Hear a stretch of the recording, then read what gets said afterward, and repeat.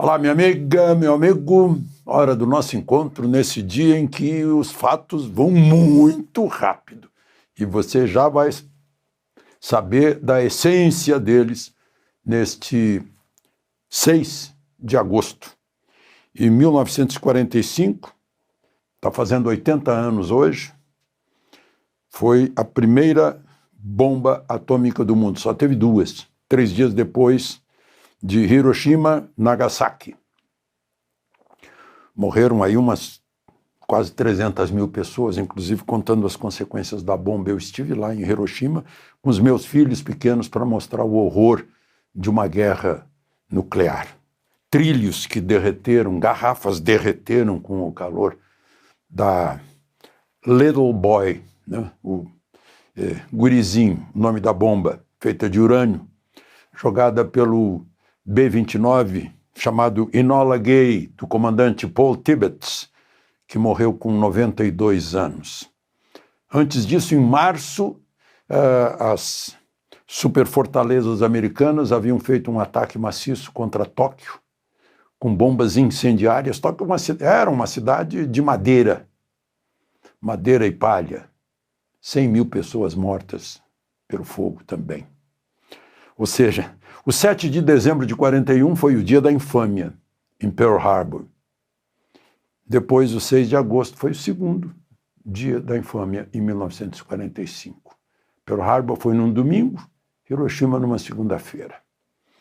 Foi uma nova guerra em que não se decidia entre os exércitos num campo de batalha como em Waterloo, né? Cidades bombardeadas, civis mortos. Os mortos desse ataque, praticamente todos civis. Assim aconteceu com Coventry, Londres, na Inglaterra, depois Colônia, Berlim, Dresden. Foram poupadas, só para lembrar, né? Roma e Paris, por exemplo. A Catedral de Colônia foi poupada, mas enfim. Bom, outra guerra terminou num 6 de agosto em 1661, em Haia.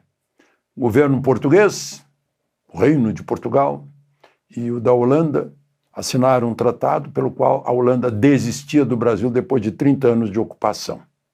Desistiu por causa de Guararapes, os grandes guerreiros brasileiros que mostraram o nascedouro de um exército nativo, um exército do local, né?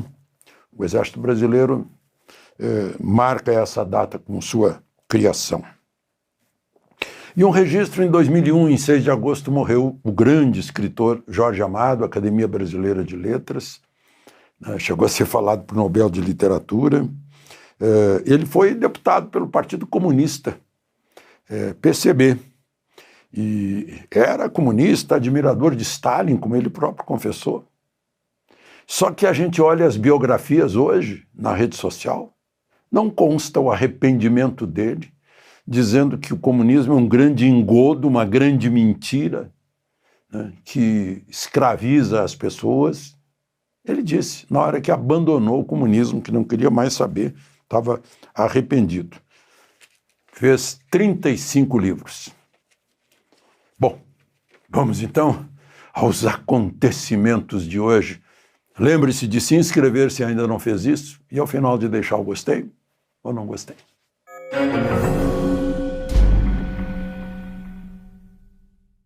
Bom, começou hoje a tarifa, o tarifaço, né? Era de 10%, a melhor tarifa entre aquelas que foram anunciadas por Trump. Aí surgiu mais 40%, principalmente por razões políticas. 50% a partir de hoje, numa boa parte de produtos brasileiros, com prejuízos para o Brasil. Lula disse ontem que ia ligar para Trump para convidá-lo para a COP30.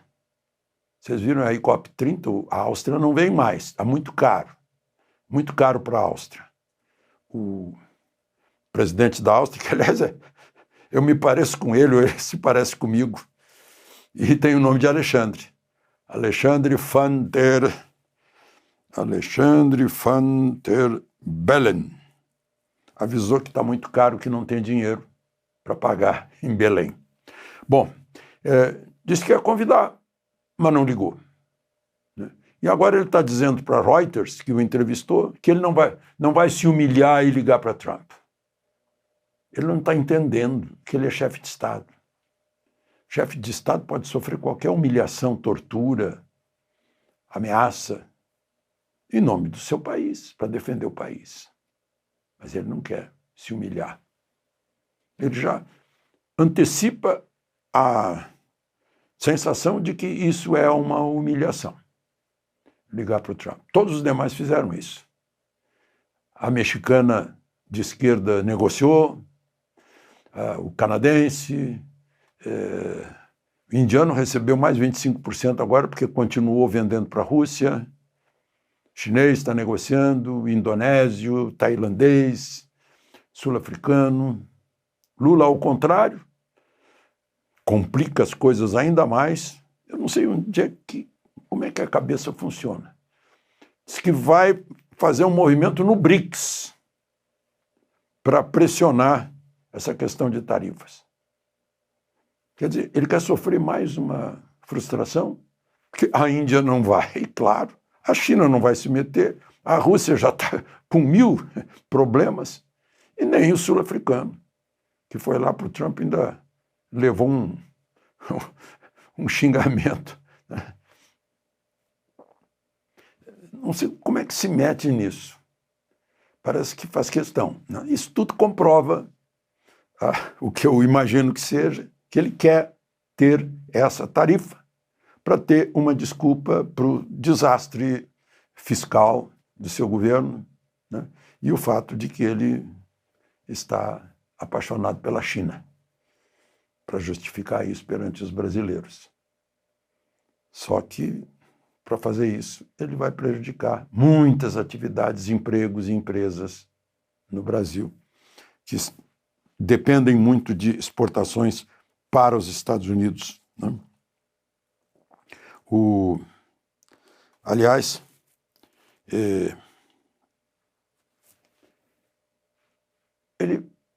vocês lembram quando ele disse: não tem grade aqui em torno do Palácio do Planalto de jeito nenhum, não pode ter nenhum anteparo. Eu acho que ele não usou a palavra anteparo, mas foi algo semelhante, entre o Palácio do Planalto e o povo. Agora botou grade de novo, com medo. Peraí, não quiser deixar o povo entrar no palácio, é só impedir o povo de entrar. É a coisa mais fácil. A pessoa, quem entra no Palácio do Planalto, porque alguém deixou entrar. Não tem como. Outra forma. Porque a segurança tem meios para impedir. Meios de força para impedir. Isso, todo mundo que trata de segurança de palácio me conta. Não tem exceção. Não? Bom, vamos em frente.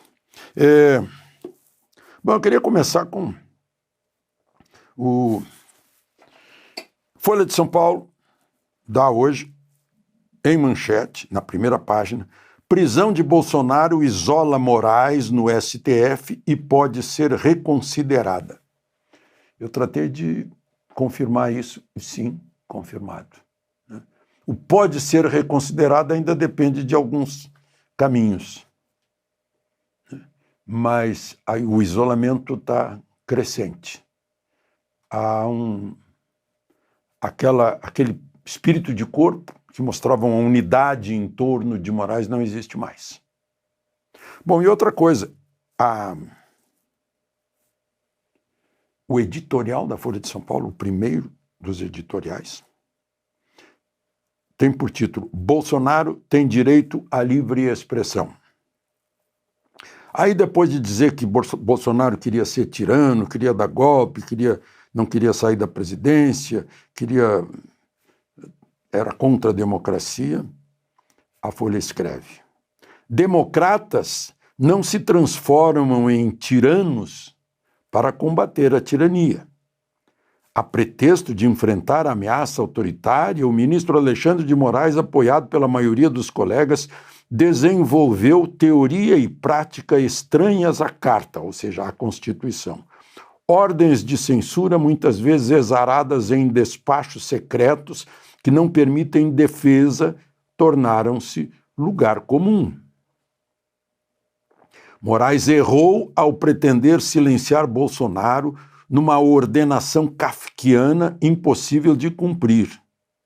Moraes erra ao mandar prender o ex-presidente por ter se comunicado com apoiadores em atos organizados pela direita. A maioria dos colegas de Alexandre de Moraes, aí eu estou pulando um parágrafo porque fala de Fux, dos colegas de Alexandre de Moraes, precisa reinstituir esse princípio basilar da ordem democrática, a liberdade de expressão. O espírito de corpo ou de defesa contra assédio estrangeiro não justifica relativizar garantias constitucionais.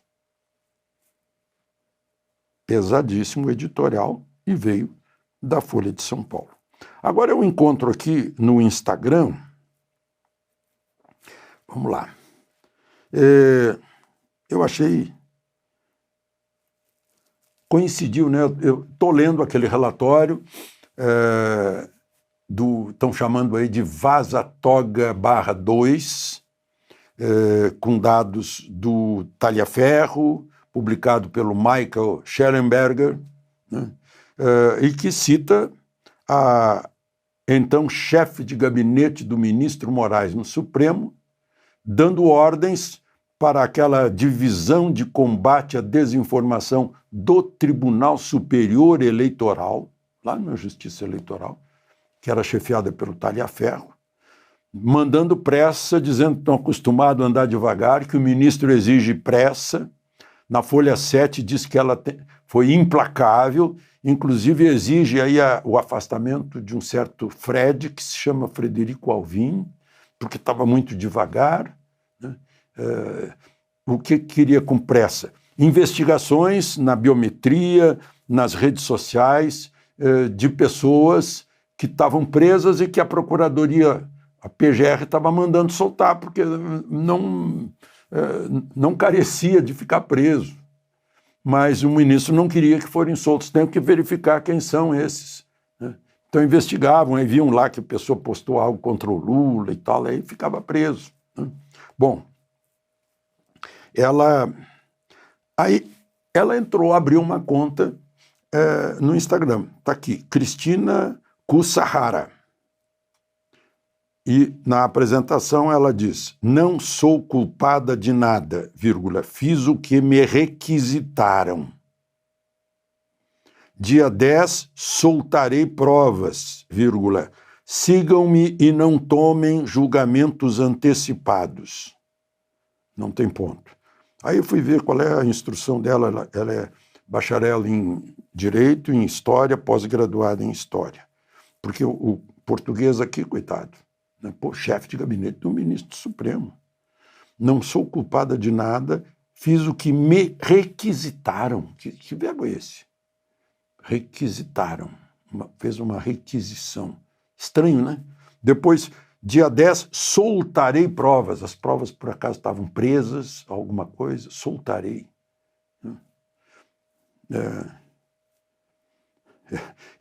É uma tradução do inglês, né? Nominal, né? Release. E o inglês usaria release aqui. Estranho. Em vez de ponto e vírgula, que estava mudando um pouco de assunto, estava uma vírgula. Sigam-me e não tomem julgamentos antecipados. Tomar também me parece uma tradução literal do inglês. Não façam julgamentos antecipados ou não pré-julguem, né? Mas enfim. Então, dia 10 aqui ela vai se manifestar. Ela está citada lá nesse dossiê que foi publicado, tá? A CNN se refere a isso, eu só percebi na CNN, mas enfim, é um caso a verificar. Agora, um depoimento hoje na Câmara dos Deputados, numa audiência pública, eu fiquei boquiaberto, assustado, embora não tenha ainda a outra parte, o outro lado. Mike Pence, que foi secretário de Estado no outro governo Trump. Estava lá, porque o ministro Barroso, presidente supremo, numa declaração outro dia, disse, olha, nós fomos pedir ajuda, o governo, os Estados Unidos nos ajudaram a defender a democracia. Mais ou menos assim. Né? Aí ele disse que, nessa audiência pública, afirma que a CIA, financiou indiretamente agências brasileiras, isso significa a USAID, né, para censurar a direita e advertir o governo Bolsonaro a não questionar as urnas eletrônicas. E disse que a principal ligação era o ministro Barroso ao NED, que é o Fundo Nacional para a Democracia, mantido pelo Partido Democrata, que houve inclusive uma ligação, TSE e WhatsApp, citou a agência Lupa, parece que é essa de conferência, para ver se aquilo é verdade ou não é, a Abrage, que eu acho que é a Associação Brasileira de Jornalismo Investigativo, que seria um negócio chamado Comprova, né? que ensinaram como censurar a direita.